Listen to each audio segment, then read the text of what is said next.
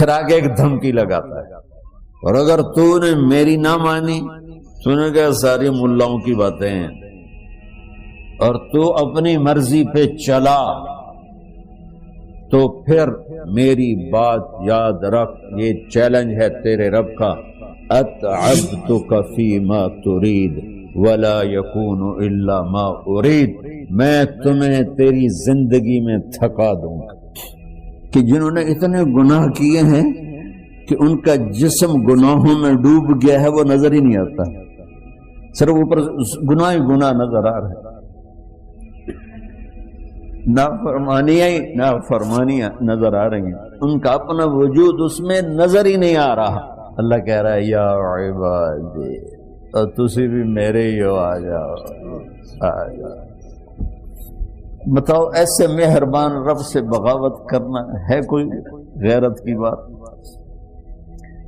چند روزہ زندگی کے پیچھے، چند ٹکوں کے پیچھے، چند پیسوں کے پیچھے، بھائیو اللہ ایک ذہن بناتا ہے کہ تم جہاں بھی ہو اللہ کی طاقت کے نیچے ہو، اللہ کے سائے کے نیچے ہو، اللہ کی قدرت سے باہر نہیں ہو۔ قل ارأيتم ان جعل الله عليكم الليل سرمدا الى يوم القيامة من اله غير الله ياتيكم بضياء افلا تسمعون، مجھے بتاؤ اگر میں رات کو کھڑا کر دوں، اللہ اکبر، اور سورج کو نکلنے نہ دوں، تو کوئی ہے جو رات ختم کر سکے؟ کوئی ہے جو سورج کو لا سکے؟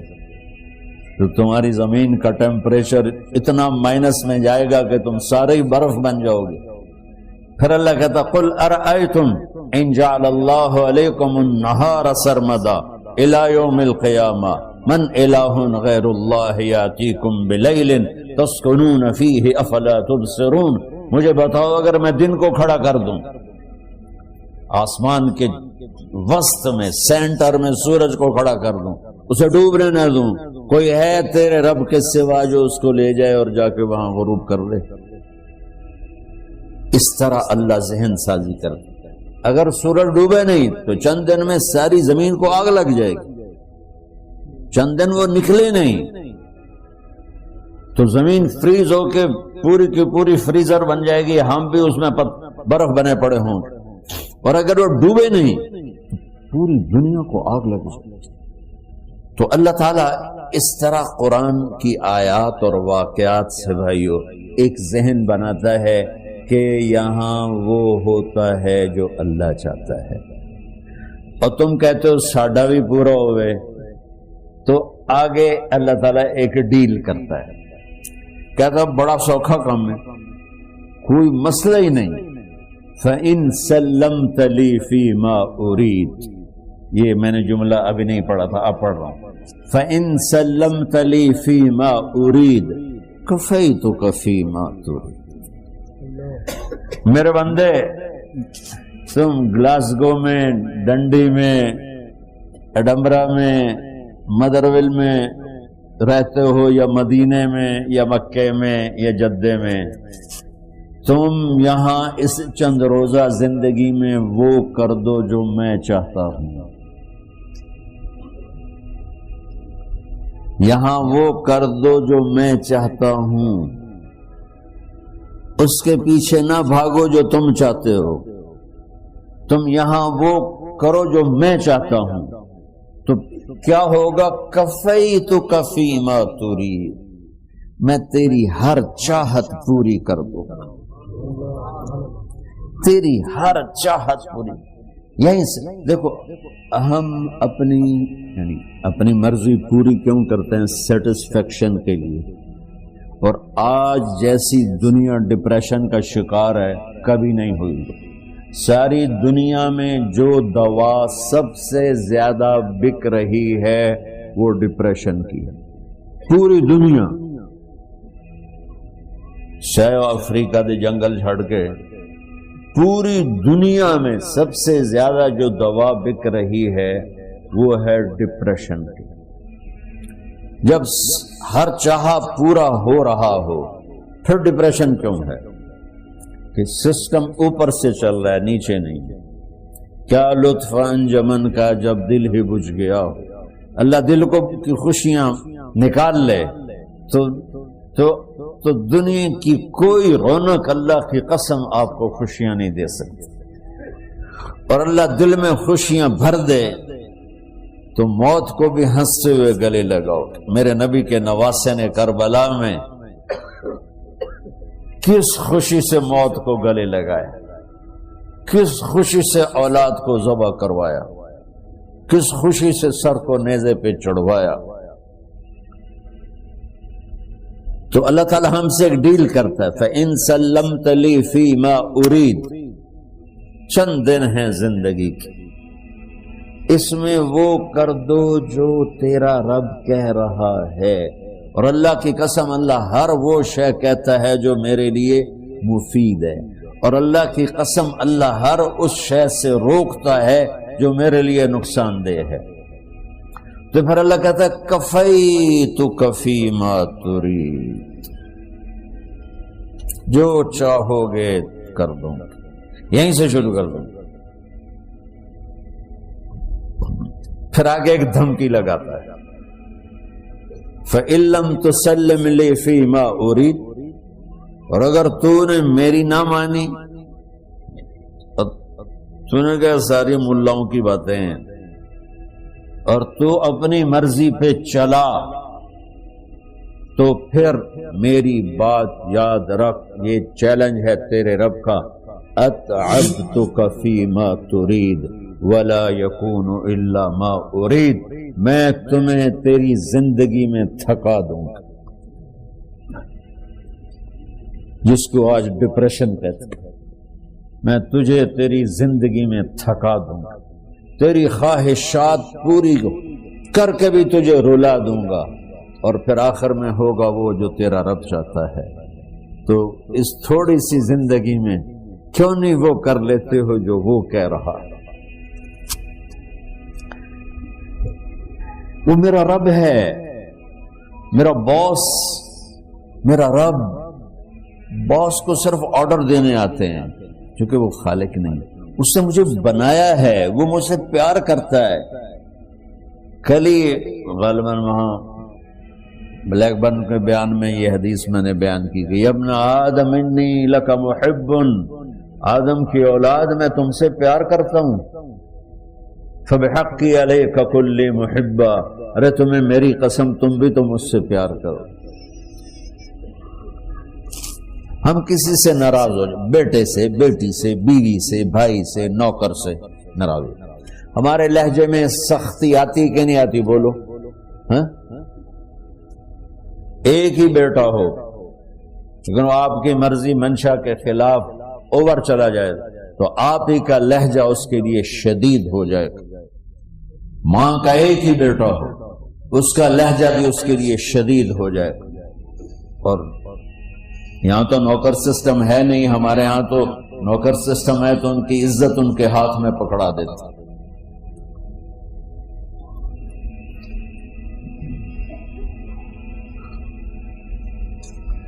اللہ ہمارے ساتھ کیسے بات کرتا ہے؟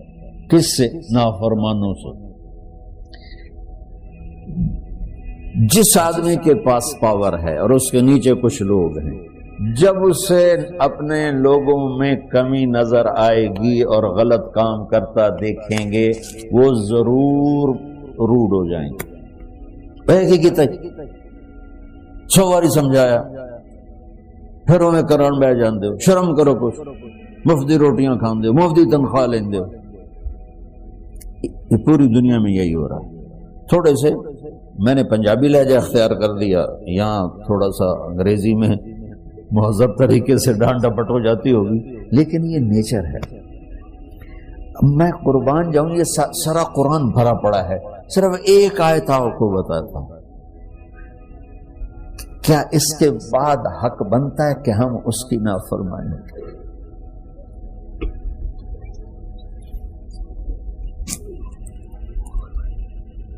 کچھ لوگ ہیں جن کے بارے میں اللہ کہتا خلطوا عملا صالحا وآخر سیئا.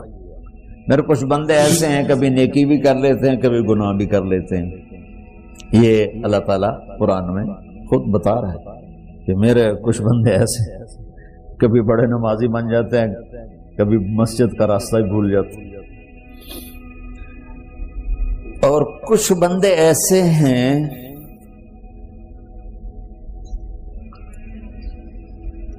جنہوں نے جب سے آنکھ کھولی ہے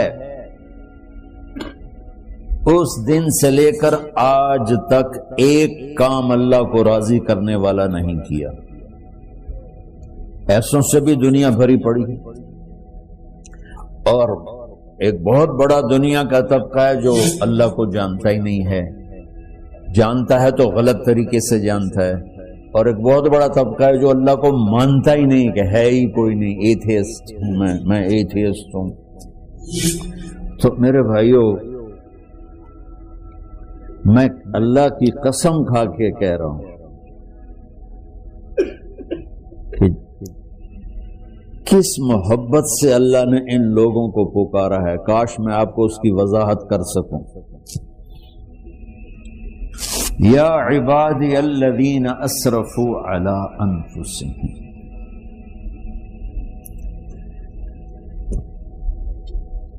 مجھے اپنے بیٹے پر بھی غصہ آتا ہے تو میں کہتا نکل جا، تو میری اولاد ہی نہیں ہے.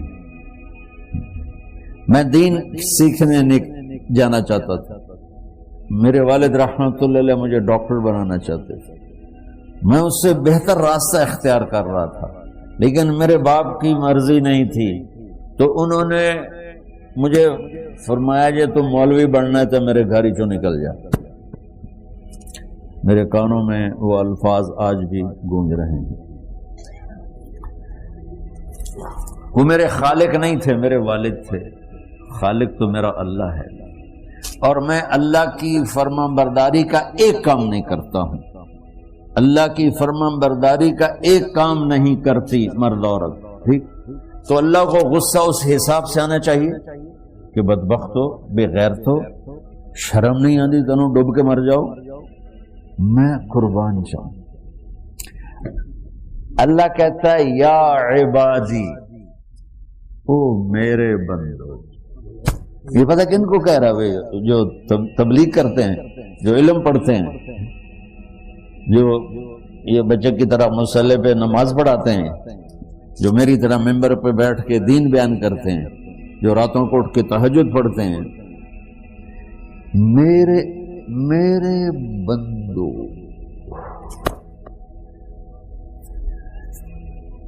آپ نے دیکھا وہ شہد ایک دھار بناتا ہے، ٹپکتا ہوا نیچے آتا ہے نا.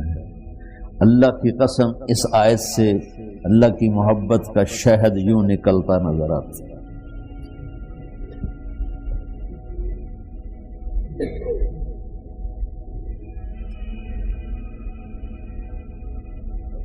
یا عبادی، اللہ کو کہنا تھا اوے نافرمانو. کہنا یہ چاہیے تھا جو آگے لفظ میں بتاؤں گا نا، پھر آپ کو خود بخود میری بات واضح ہو جائے گی. اوے نافرمانو، بے غیرتو. میرا اللہ کہہ رہا ہے یا عبادی، میرے بندے. یا عبادی یہ بھی ایک لہجہ ہے نا، یا عبادی. او بھائی گل سنو، ایک لہجہ. بھائی سب حضرات توجہ فرمائیں، کتنا فرق پڑ گیا ہے. پہلے لہجے میں بدتمیزی تھی، دوسرے لہجے میں آپ سب کا احترام تھا. میرا رب تو بے نیاز ہے، اس سے ہماری کیا ضرورت ہے. سارے آسمان سجدے سے بھرے پڑے ہیں، فرشتے مقدے ہی نہیں. پھر وہ ہمیں یا ایھا الناس نہیں کہتا، اوے لوگو، یا ایھا الناس، اوے لوگو. یا عبادی، او میرے بندو، میرے. یا عبادی سے یوں لگتا ہے جیسے اللہ آگے بڑے رابعہ بصری جیسی عورتیں اور جنید بغدادی جیسے مردوں سے اللہ بات کرنے لگا ہے. 3 لفظ ہیں،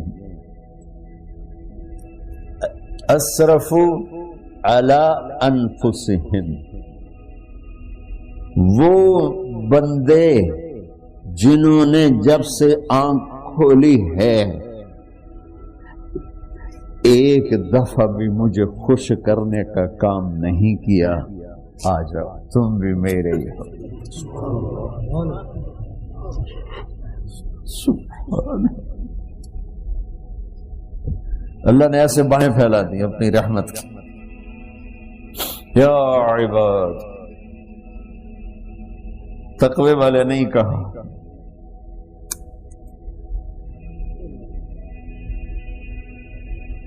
روزے والے نہیں کہا، پردے والی عورتوں کو نہیں کہا، حلال کمانے والے، تہجد پڑھنے والے، علم پڑھنے والے۔ اعلیٰ اعلیٰ اعلیٰ کا مطلب یہاں بہت طاقتور ہے، عربی کے حرفوں کا بھی مطلب ہوتا ہے۔ اعلیٰ کا یہاں مطلب ہے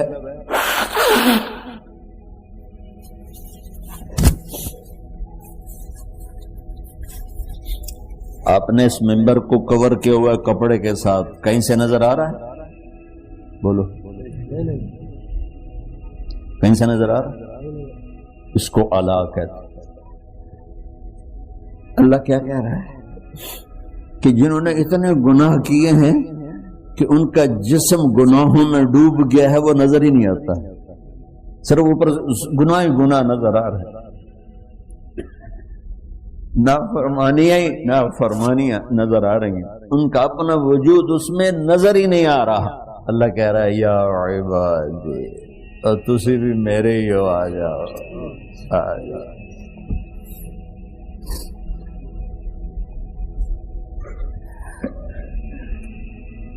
بتاؤ ایسے مہربان رب سے بغاوت کرنا ہے کوئی غیرت کی بات؟ چند روزہ زندگی کے پیچھے، چند ٹکوں کے پیچھے، چند پیسوں کے پیچھے، یا عبادی یا عبادی، اوہ